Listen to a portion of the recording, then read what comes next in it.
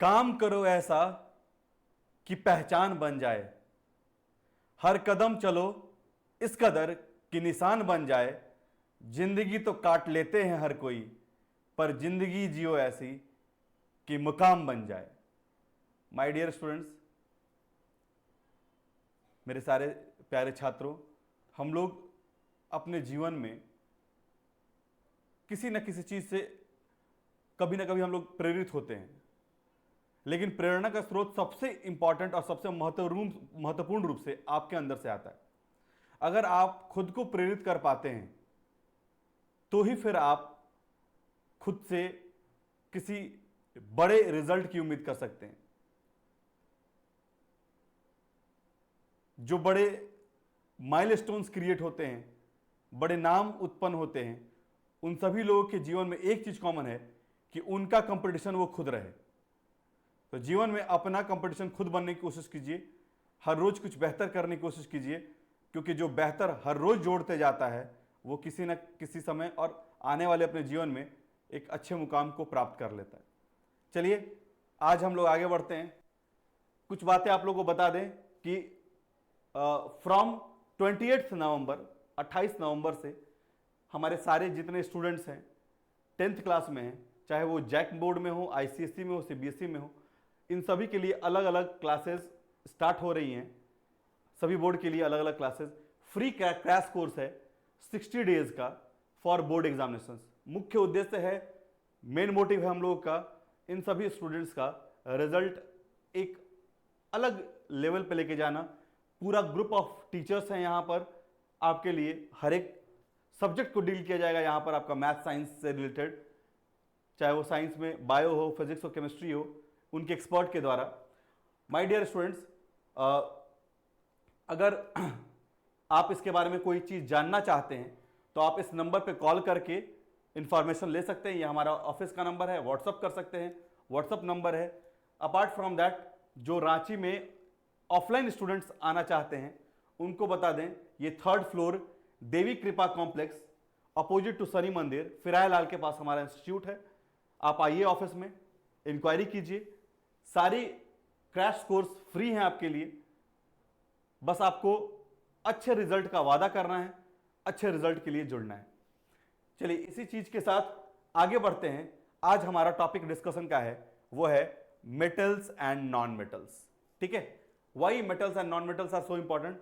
Because अगर हम देखें तो हमारे पूरे पीरियोडिक टेबल में दो ही मेजर ग्रुप बनते हैं, metals and non metals. Metalloids are the one which is list और दोनों के प्रॉपर्टीज को होल्ड करते हैं। लेकिन मेजर जो ग्रुप होता है that group belongs to metal and then non metal. यानी जितने एलिमेंट्स हैं, कैसे हम लोग अगर मनुष्य की बात कर लें, ह्यूमंस की बात कर लें, तो there can be 2 groups, either male or female. तो वैसे ही टोटल एलिमेंट या तो वो मेटल होंगे या फिर नॉन मेटल होंगे। इसलिए अगर आप मेटल और नॉन मेटल की प्रॉपर्टीज को समझ लेते हैं तो आप पीरियोडिक टेबल में जितने एलिमेंट्स हैं उसकी 50% प्रॉपर्टीज के बारे में आप क्लियर है। ठीक है, तो पहला क्वेश्चन शुरू करते हैं my dear students. The first question is here for you all. वो क्वेश्चन क्या है? Which of the following oxide of iron would be obtained on prolonged reaction of iron with steam? Prolong reaction of iron with steam अगर करते हैं तो हमारा क्या बनता है? ठीक है, तो देखिए बनता क्या है एक्चुअली माय डियर स्टूडेंट्स, उसको अगर हम लोग थोड़ा समझें तो आयरन जब रिएक्ट करता है, when iron reacts with steam,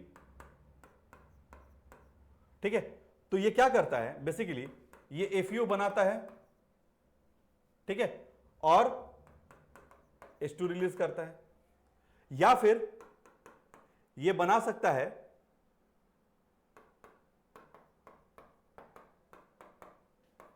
Fe2O3, यानी ये हो गया फेरस ऑक्साइड और ये हो गया फेरिक ऑक्साइड। ठीक है, तो ये दोनों एक सर्टेन प्रोपोर्शंस में बनते हैं based on the amount of water present. अगर एक्सेस में होता है तो Fe2O3 ज्यादा बनता है, क्योंकि फेरस से ज्यादा फेरिक ऑक्साइड बैलेंस होता है। सो अगर इनका हम जब मिक्स ऑक्साइड देखेंगे तो ये बनाता है Fe3O4। क्या बनाता है? It is a mixed compound. तो बनता एक्चुअली दोनों है, फेरस ऑक्साइड भी बनता है और फेरिक ऑक्साइड भी बनता है। Combinedly it is called Fe3O4, यानी ये मिक्स्ड ऑक्साइड है। It is one of the property of iron, peculiar property iron की इस पॉइंट ऑफ व्यू से, ठीक है। तो the oxide which is formed is Fe3O4। कौन सा ऑक्साइड बनता है बच्चों? Fe3O4 ऑक्साइड बनता है। नेक्स्ट अगर बात कर लें, a non metal used to preserve food material. Food material को प्रिजर्व करने के लिए इनमें से किस नॉन मेटल का यूज करते हैं? ठीक है, देखिए बेसिकली प्रिजर्व करने के लिए या तो हमारा केन फूड हो या हमारा पैक्ड फूड हो, ठीक है।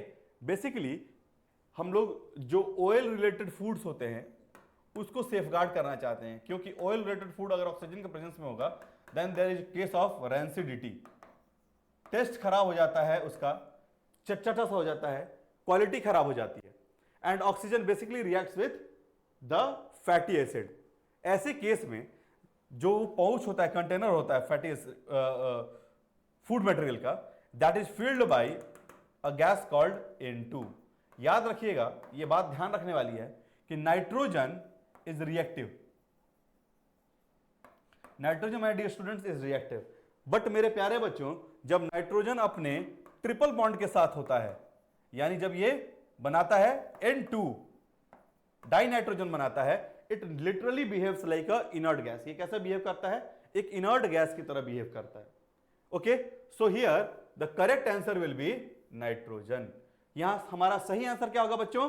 नाइट्रोजन होगा, कि नाइट्रोजन जो है basically it is helpful, it is useful in case of किसके लिए? स्टोरेज। अपार्ट फ्रॉम दैट हम लोग यूज कर सकते हैं इनर्ट गैसेस को भी, जैसे कि हीलियम। किसको यूज कर सकते हैं? हीलियम को यूज कर सकते हैं। We can use argon also, हम लोग आर्गन को भी यूज कर सकते हैं, ठीक है। एआर को भी यूज कर सकते हैं, आर्गन को। But these are little bit expensive, ये एक्सपेंसिव गैसेस हैं, बहुत कम मात्रा में है, और नाइट्रोजन बहुत ज्यादा मात्रा में है, तो इसलिए इसका यूज करते हैं। लेकिन जो स्पेसिफिक फॉर्म में, जैसे टायर के फिलिंग में भी अब हम लोग नाइट्रोजन का यूज करते हैं। माय डियर स्टूडेंट्स, अगर हम बात कर लें हमारे एरोप्लेन के टायर में कौन सा गैस फिल्ड होता है, दैट इज हीलियम, क्योंकि ये लिस्ट रिएक्टिव भी है और हल्का भी है। आई बात समझ में? It is lighter gas also. So हम लोग यूज करते हैं in the tyres of aeroplane, that is helium. Clear? खाने के सेफ करने के लिए हम लोग नाइट्रोजन का यूज करते हैं। चलिए नेक्स्ट क्वेश्चन पे आते हैं। Very good question. The arrangement for copper, tin, lead and mercury according to the reactivity series. अगर रिएक्टिविटी सीरीज की बात कर लें तो हम लोग किस तरीके से अरेंज करेंगे in the reactivity decreasing form, ठीक है। आपने देखा है मेटल का रिएक्टिविटी सीरीज पढ़ा है, इसको हम लोग इलेक्ट्रो या that is also called metal reactivity series, ठीक है। Basically those metals which are having more tendency to lose electron are kept according to the decreasing reactivity series, और ये हम लोग मेजर करते हैं इन रेस्पेक्ट टू हाइड्रोजन, ठीक है। जब हायर क्लास में आप यही पढ़ते हैं तो आप इसको स्टडी करते हैं इलेक्ट्रोड पोटेंशियल से, ठीक है। किससे पढ़ते हैं? हम लोग डिस्कस करते हैं इलेक्ट्रोड पोटेंशियल, कि कितना इलेक्ट्रोड पोटेंशियल है।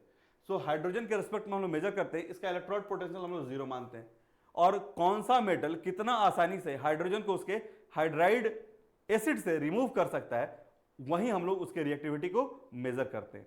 तो जब हम बात करते हैं टीन, लेड, मरकरी और कॉपर की, तो माय डियर स्टूडेंट्स जब आप इसको देखिएगा तो tin that is SN is much reactive than lead PB is much reactive than copper, and mercury जो होता है Hg, ये लिस्ट रिएक्टिव में से आता है, और सबसे कम रिएक्टिव जो होता है उसमें हम लोग बात करते हैं silver Ag, Au and Pt। These are the noble metals. इनकी रिएक्टिविटी सीरीज में लिटरली मेटल में ये नॉन रिएक्टिव मेटल्स होते हैं, ये किसी के साथ रिएक्ट नहीं करते, ठीक है। ये किसी के साथ रिएक्ट नहीं करते, तो सबसे कम रिएक्टिव होता है दैट इज प्लैटिनम। और जो मेटल देखिए जितना नॉन रिएक्टिव होता है उसकी कॉस्ट उतनी ज्यादा बढ़ जाती है, ठीक है। तो यहां हमारा सही आंसर होगा that is A. Our correct answer will be A. ठीक है. Next, the metal that floats when treated with water are. देखो वाटर से ट्रीट होने पर जो मेटल फ्लोट करे, बेसिकली वो मेटल हल्का भी होना चाहिए, ठीक है, और उसकी डेंसिटी भी कम होनी चाहिए. तो कौन सा मेटल बेसिकली ऐसा हो जाता है जिसकी डेंसिटी कम होगी, ठीक है, या जिसका वेट थोड़ा कम होगा? तो अगर हम ऐसे देखें तो we are having manganese and sodium. Manganese और सोडियम की अगर बात कर लेंगे तो ये क्या है? These are lighter. तो ये वाटर में क्या फ्लोट करेंगे, और सोडियम तो लिटरली ये फ्लोट करता है, मूव करता है विग्रसली वाटर में, ये डांसिंग उस टाइप का बिहेव करता है, ये इतना विग्रसली रिएक्ट करता है कि water catches fire. So we can say that the metal which floats in water is manganese and sodium, my dear students. ठीक है. नेक्स्ट क्वेश्चन देख रहे हैं. Aluminium is used for making cooking utensils. ठीक है. Which of the following properties of aluminium are responsible for the same. इनमें से aluminium की किस प्रॉपर्टी के कारण हम लोग उसको यूज करते हैं फॉर मेकिंग यूटेंसिल्स? तो देखिए, कहीं भी यूटेंसिल्स कैसे होने चाहिए? वो जल्दी गर्म होने चाहिए. तो अगर आप यहां देख रहे हैं तो यू कैन से दैट कि sir it should be having good thermal conductivity. Electrical conductivity की जरूरत नहीं है. हालांकि एल्युमिनियम की इलेक्ट्रिकल कंडक्टिविटी अच्छी है, but we do not use this because it is not related to utensils. Ductility भी एल्युमिनियम का ठीक होता है, लेकिन हमको डक्टिलिटी से भी यहां कोई मतलब नहीं होता है. ठीक है. इसकी मेल्टिंग पॉइंट हाई होनी चाहिए, क्योंकि आग पे जब गर्म हो और खुद मेल्ट कर जाएगा तो फिर खाना कैसे बनेगा? So the two properties which are desirable in aluminum is that it is having good thermal conductivity, second the high melting point. ठीक है. तो answer is 1 and 4. D will be the correct answer. हमारा सही answer क्या होगा बच्चों? D होगा. तो आपको according to question best solution को समझना है. अब बात आती है यहां पर, when hydrochloric acid is added to barium hydroxide. Barium hydroxide is that is BaOH2, barium hydroxide. ठीक है. A white coloured compound is formed. एक व्हाइट कलर कंपाउंड बनता है. Which of the following option gives the complete chemical reaction. इनमें से complete chemical reaction किससे प्राप्त हो रहा है आपको? ठीक है. तो हमको क्या करना है भाई कि बेरियम हाइड्रोक्साइड रिएक्ट कर रहा है किससे? हाइड्रोक्लोरिक एसिड से. तो क्या बनेगा? देखो बेटा, नॉर्मली अगर आप देखो यहां आपको लगेगा कि बेरियम क्लोराइड और वाटर रिलीज होना चाहिए. बेसिकली ये न्यूट्रलाइजेशन रिएक्शन का फॉर्मेट है. लेकिन बेरियम की एक खास प्रॉपर्टी होती है, ये क्लोराइड से ज्यादा हाइड्राइड की तरफ मूव करता है. ठीक है. ये क्लोराइड से ज्यादा हाइड्राइड की तरफ मूव करता है. It will form BaH2, barium hydride. ठीक है. And chlorine will remain as usual. तो HCl एज यूजुअल रह जाता है एंड हमारा ऑक्सीजन रिलीज करता है. ये क्या करता है? ऑक्सीजन रिलीज करता है. Very important reaction. तो अगर हम यहां देखते हैं, अगर इसको बैलेंस करके देखते हैं तो हमको कहां से मिलता है balance reaction? So we can have BaOH2. तो 2 हाइड्रोजन के लिए हमको 2 चाहिए यहां पर. ठीक है. Now it is balance. अगर आप देखिए तो ये बैलेंस हो जाएगा. So the correct answer is C. हमारा सही आंसर क्या होगा? सी. याद रखना है, in neutralization reaction of barium basically barium hydride is formed. किसका फॉर्मेशन होता है बच्चों? बेरियम हाइड्राइड का फॉर्मेशन होता है न्यूट्रलाइजेशन रिएक्शन में. ठीक है. It have a little bit deviation from natural neutralisation reaction. अगर यहां पर कोई और मेटल लेते हैं, मान लीजिए फॉर एग्जांपल हम लेके चलते हैं FeOH2 प्लस 2HCl. तो यहां क्या बनता बच्चों? यहां बनता FeCl2 plus H2. Normal neutralisation reaction में क्या होता है? When any base of metal react with acid या hydra acids, then it will form the salt and water is released. लेकिन यहां पर बेरियम के केस में हाइड्राइड का फॉर्मेशन होता है. ठीक है. We are here clear about this concept. I hope you remember this. याद रखना है इसको. ठीक है. Next, what happens when a pellet of sodium is dropped in water. एक पैलेट ऑफ सोडियम को, यानी कि सोडियम के कुछ कण को अगर हम डाल देते हैं तो क्या बनेगा? तो सोडियम को अगर आप डालते हैं, अभी मैंने बोला वो बहुत तेजी से विग्रस रिएक्शन करता है. तो it forms OH plus H2 का इमिशन होता है बच्चों। क्या होता है? H2 का इमिशन होता है यहां पर, ठीक है। तो इसको अगर हम बैलेंस करें तो इट इज नाउ बैलेंस्ड, ठीक है। अब ये इतना ज्यादा एक्सोथर्मिक है, यहां हीट इतना ज्यादा हीट होता है कि ये हाइड्रोजन जो रिलीज होता है इट कैचेस फायर, ये आग पकड़ लेगा, ठीक है। तो बेसिकली ये एक्सोथर्मिक रिएक्शन है। तो क्या होगा? It catches fire and forms hydroxide. क्या बनाएगा? हाइड्रोक्साइड का फॉर्मेशन करेगा, साथ साथ इसमें आग भी लग जाएगी। क्या होगा? आग भी लग जाएगी, ठीक है। Next, the chemical reaction between a piece of copper and nitric acid is given by the chemical equation, ठीक है। कॉपर और नाइट्रिक एसिड के साथ जो रिएक्शन है वो यहां पर गिवन है। What can be inferred from the chemical equation? इस केमिकल इक्वेशन से हमको क्या इन्फर हो रहा है, ठीक है। तो यहां देखिए, जब बेसिकली एक चीज तो समझ लो कि कॉपर जो है it is below hydrogen in reactivity. तो ये नॉर्मली बहुत आसानी से रिएक्ट करता नहीं है कॉपर, ठीक है। थोड़ा हीट देते हैं तो कॉपर रिएक्ट करता है, तो it should be provided with heat. जब ऐसा देखते हैं तो बनाता है CuNO3 होल 2 प्लस H2। अब ये H2 जो है, ये जो रिलीज हो रहा है, ये H2 जो है ये निकलता नहीं है, ये H2 फिर HNO3 के साथ रिएक्ट कर जाता है, क्योंकि जब निकलता है बच्चों तो ये एक्चुअली नेसेंट हाइड्रोजन निकलता है। क्या निकलता है? Nascent hydrogen. तो नेसेंट हाइड्रोजन रिएक्ट कर जाता है HNO3 के साथ और फिर से रीऑक्सीडाइज करके बनाता है H2O प्लस NO2। क्या बनाता है? H2O plus NO2। तो ओवरऑल रिएक्शन अगर आप देखिएगा यहां पर, तो आप क्या देख सकते हैं कि क्या बनता है ओवरऑल रिएक्शन। यहां देखिए तो यू विल सी कि Cu reacts with 2HNO3 to form CuNO3 whole 2 plus H2O plus NO2। ये रिएक्शन यहां आपको देखने को मिलेगा, ठीक है। तो these are the two halves of the reaction. ये क्या है? Two halves of the reaction है। तो यहां हमको क्या पता चलता है कि copper causes the oxidation by the hydrochloric nitric acid to form NO3। देखो ये चीज तो नहीं दिख रहा है हमको। हाइड्रोजन गैस गेट्स ऑक्सीडाइज हो रहा है यहां पर, ये तो हमको दिख रहा है। तो ये चीज सही है कि hydrogen gas gets oxidised by HNO3 to form water. Water form करने के लिए HNO3 के साथ रिएक्ट करके और क्या बना दे रहा है? फिर से वाटर बना दे रहा है। नॉर्मल कंडीशन होता है, जैसे मैंने आपको अभी देखा आयरन के साथ, तो क्या हो रहा था कि हाइड्रोजन रिलीज हो जा रहा था। ये हाइड्रोजन को रिलीज होने नहीं देगा। यहां ये हाइड्रोजन फिर से ऑक्सीडाइज हो जा रहा है HNO3 के कारण और फिर से बना दे रहा है वाटर, ठीक है। याद रखिएगा acids are one of the good oxidising agent also. So Cu plus 2NH3 जब रिएक्ट कर रहा है तो बनाता है CuNO3 plus H2O plus NO2। This will be the reaction when little amount of heat is given for reaction of copper to nitric acid, ठीक है। बहुत इंपॉर्टेंट रिएक्शन है, आपको याद रखना चाहिए, दिमाग में बैठाना चाहिए। ये नॉर्मल के की कंडीशन से अलग है। नॉर्मल क्या होता कि हमको देखते तो बनाता CuNO3 बनता, होल 2 होता प्लस H2 रिलीज करता, ये नॉर्मल कंडीशन था, ठीक है। ये नॉर्मल कंडीशन था, बट ये ऐसा होता नहीं है। यहां पर हम देखते हैं कि हमको क्या मिलता है, तो नाइट्रस ऑक्साइड हमको प्राप्त होता है। क्या होता है? नाइट्रस ऑक्साइड प्राप्त होता है। ये रिएक्शन बहुत इंपॉर्टेंट है, you should remember this. Next, which of the following option gives the process of extraction of mercury from its ore cinnabar, ठीक है। सिनेबार इज HGS,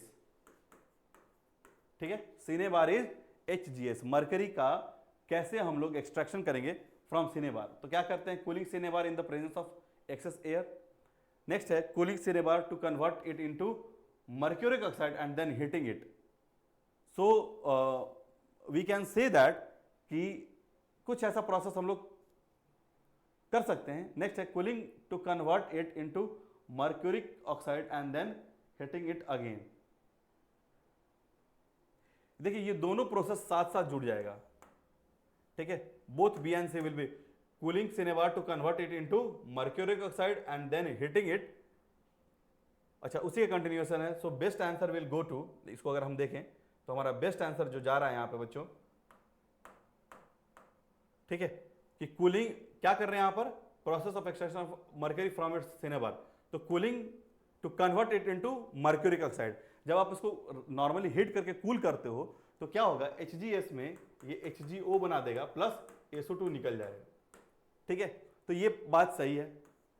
ये आधा पार्ट लिखा है, उसके पहले वो उसको लिखना चाहिए था कि it should be heated and then heating it again, और फिर से इसको हीट करेंगे तो क्या होगा, क्योंकि ये बहुत ज्यादा इसका ऑक्साइड बैलेंस नहीं होता, मरकरी इज लेस रिएक्टिव, अभी बोला मैंने आपको, तो ये बहुत ज्यादा बैलेंस नहीं होता, तो Hg प्लस O2 ये अलग हो जाता है। आया बात समझ में? So the correct answer will be C. हमारा सही आंसर क्या होगा, सी होगा। Next, when calcium oxide is added to water it completes dissolves in water. ठीक है, without forming bubbles, what product are formed in this reaction. इस reaction में क्या प्रोडक्ट बनेगा? तो कैल्शियम ऑक्साइड जो है that is dissolved in water. ठीक है, तो बेसिकली यहां पर आप देखोगे तो क्या बनाता है कि ये फॉर्म करता है CaOH2, क्या बनता है, प्लस H2 का इमिशन करता है। H2 का इमिशन एक्चुअली नहीं होगा यहां पर, ये बना देता है क्या, क्योंकि ये सारे चीज को खुद में कवर कर लेता है, तो it is forming slack line. क्या बनाता है ये, स्लैक लाइन का फॉर्मेशन करता है। तो अगर आप देखिए तो ये बैलेंस भी हो गया हमारा यहां पर। ठीक है, अगर आप देखो तो ये बैलेंस भी है CaOH2। ठीक है, so the quick lime when dissolves in water plus heat ये रिलीज करता है। क्या करता है, ये हीट का इमिशन करता है। ठीक है, so correct answer will be C. हमारा सही आंसर क्या होगा, सी होगा। ठीक है, अगेन यही हम लोग यूज करते हैं कार्बन के टेस्टिंग के लिए भी। कार्बन के टेस्टिंग के लिए भी basically we use this slaked lime, इसी का यूज करते हैं। ठीक है, आगे बात करें तो आज जैसे हम लोग एंड करते हैं अपने एक कुछ छोटी छोटी मगर मोटी बातों के साथ, तो quotes for today is the mind is not a vessel to be filled but a fire to be ignited. हमारा दिमाग जो है वो एक बर्तन की तरह नहीं कि जिसमें आप सब कुछ भरते जाएंगे, यानी do not be mugging it up. आप इसको रटते मत जाइए, आप सीखिए, अपने कंसेप्ट को डेवलप कीजिए, अपने इंफॉर्मेशन को कंसोलिडेट कीजिए और उस इंफॉर्मेशन से कुछ नए स्रोत को, नए इन्वेंशंस को, इनोवेशंस को अपने दिमाग में जनरेट करने की कोशिश कीजिए, either in case of study, in case of any field you are working. तो this course tells that we should put our mind in such a type that we should become a computer, not a typewriter.